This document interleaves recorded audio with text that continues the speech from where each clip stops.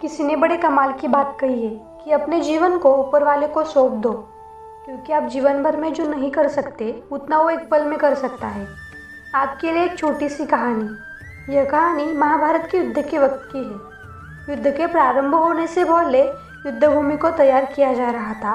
कुरुक्षेत्र की भूमि को समतल बनाया जा रहा था, पेड़ों को हटाया जा रहा था।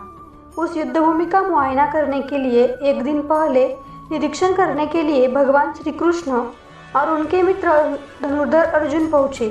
वो मुआयना कर रहे थे, देख रहे थे तैयारी किस तरीके से चल रही है। तभी एक चिड़िया उड़ती उड़ती आई और भगवान श्री कृष्ण के पास आकर के बोली कि भगवान, मुझसे क्या गलती हो गई? मेरी दुनिया आपने उजाड़ दी। या युद्ध भूमि को तैयार किया जा रहा है, पेड़ों को गिराया जा रहा है। एक हाथी ने आकर मेरा पेड़ गिरा दिया। मेरा घोंसला उस पर था, वो घोंसला गिर करके ज़मीन पर आ गया। उसमें नन्हे नन्हे बच्चे हैं। हमारी जान बचा लीजिए भगवान, अब सब कुछ आपके हवाले है। भगवान श्री कृष्ण ने कहा कि मैं इसमें क्या कर सकता हूँ? मैं तुम्हारी मदद नहीं कर सकता। यह तो नियति का पहिया है, समय का पहिया घूमता चला जाता है। इसमें मैं क्या कर सकता हूँ बताओ? वो चिड़िया रुआसी होकर के बोली कि भगवान, मुझे बस एक इजाज़त दीजिए। भगवान ने कहा, बोलो क्या पूछना है, क्या इजाज़त चाहिए? तो चिड़िया ने कहा कि भगवान, मैं आप पर भरोसा तो कर सकती हूँ ना?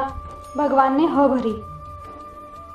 अगले दिन युद्ध शुरू हुआ और युद्ध की शुरुआत से पहले भगवान श्री कृष्ण ने अपने दोस्त अर्जुन से कहा कि मुझे अपना धनुष और एक तीर दे दो, एक बाण दे दो। अर्जुन ने अपना धनुष सौंपने से पहले पूछा कि केशव, आपने तो प्रतिज्ञा ली थी कि आप शस्त्र नहीं उठाएंगे, तो फिर अर्जुन के भगवान को शस्त्र क्यों उठाना पड़ रहा है? ऐसा क्या हो गया? तो भगवान श्री कृष्ण ने कहा कि उस सामने हाथी देख रहे हो? उस हाथी ने उस चिड़िया का घोंसला गिराया, उस पेड़ को नष्ट कर दिया जिस पर उस चिड़िया का घोंसला था। मुझे कुछ तो करना पड़ेगा। अर्जुन समझ गया।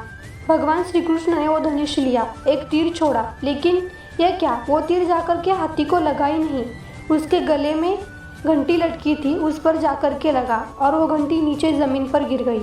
अर्जुन हंसने लगा और कहने लगा कि माधव, आपसे नहीं हो पाया, मुझे मौका दीजिए, 1 मिनट में उस हाथी को नष्ट कर दूंगा, ख़त्म कर दूंगा। भगवान ने कहा कि नहीं नहीं, हो गया, बस इतना काफ़ी था। अर्जुन ने भी ज़्यादा सवाल जवाब नहीं किए। 18 दिन तक युद्ध चला और उसके बाद में जब पांडव की जीत हुई तब एक बार में फिर से उस मैदान को साफ किया जा रहा था, क्योंकि युद्ध के बाद बहुत सारा सामान गिरा पड़ा था। साफ सफाई चल रही थी।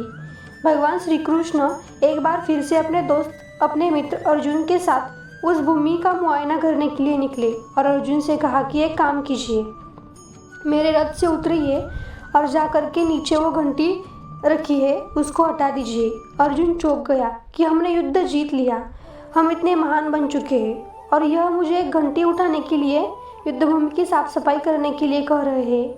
लेकिन वो जानता था भगवान है, कुछ भी कह सकते हैं। अर्जुन ने रथ से नीचे उतर कर उस घंटी को उठाया और जैसे ही उस घंटी को उठाया वैसे ही उसके नीचे नन्हे नन्हे चिड़िया के बच्चे ने पंख फड़फड़ाते हुए उड़ान भर ली और उड़ गए। अर्जुन की आंखें नम हो गई। उस घंटी के नीचे था वो घोंसला उस चिड़िया का जो मदद मांगने आई थी।